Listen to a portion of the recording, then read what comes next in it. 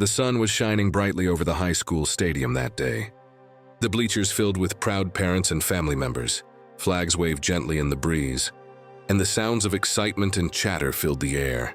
Among the crowd sat a black Marine named Marcus Johnson, his uniform immaculate, polished shoes gleaming, medals shining faintly in the sunlight.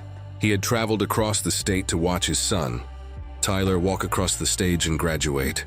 Marcus's chest swelled with pride as he adjusted his Marine cover and scanned the crowd for his wife and son, but the smile faded quickly. A security guard approached him, clipboard in hand, his expression tight. "Sir, you can't sit here," the guard said firmly. "This area is reserved for immediate family with passes." Marcus held up his badge and ID, his voice calm but steady. "I'm Tyler's father. I flew in for this ceremony." "I'm sorry, sir. Rules are rules," the guard replied, glancing nervously at the nearby administrators. "You need to leave." Marcus felt a wave of disbelief and humiliation. Around him, parents whispered, some giving him sympathetic glances, others avoiding eye contact entirely. He had served his country, defended freedoms, and yet here he was being treated like an outsider at his own son's graduation. He stepped aside, holding back anger and disappointment, watching as Tyler approached the stage with his classmates. Marcus could barely see the ceremony from the back. The voices of the announcers muffled through the loudspeaker. His chest ached. His son had earned this moment, and he wanted to celebrate with him. But the situation made it impossible. Among the crowd, a group of older men in Navy SEAL uniforms observed quietly. They had recognized Marcus from a previous base assignment and had seen the way he carried himself, disciplined, strong, and honorable. Their faces reflected shared outrage, a silent understanding of what injustice looked like. After the ceremony, the SEALs approached Marcus. "We saw what happened," one of them said, a tall man with a calm but stern presence. "That was completely wrong. No Marine should be treated this way." Marcus shook his head. "It's not about me. I just wanted to be there for Tyler. He deserves to see me cheering for him."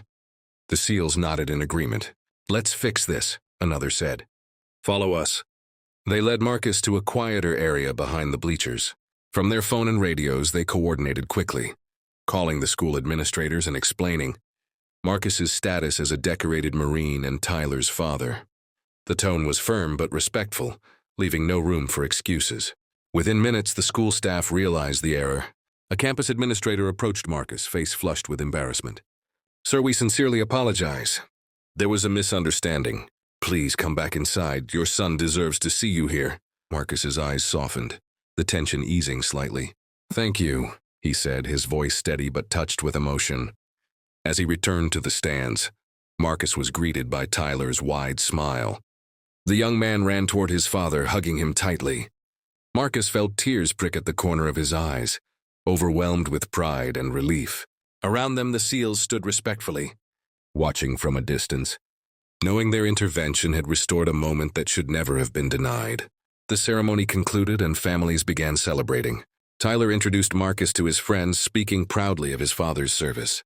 The SEALs approached Marcus one last time. "You handled yourself with grace," one said. "Some people would have lost their temper. You showed strength without anger." Marcus nodded. "I had to. Tyler was the priority. Anger wouldn't have helped him or me." As the day ended, Marcus reflected on what had happened.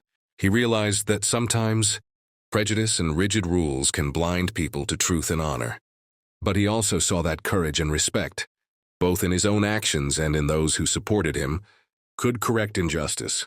He hugged Tyler tightly one last time before leaving the stadium. "Never forget," Marcus said quietly, "that kindness and patience are just as powerful as strength." The story spread quickly among the community and online. A black Marine, humiliated and kicked out, whose dignity and calm courage, combined with the support of fellow servicemen, turned a painful moment into a lesson in respect and humanity. And the moral was clear. Hate divides, but kindness and bravery heal. Everyone deserves respect, and true strength lies in standing tall with dignity, even in the face of prejudice.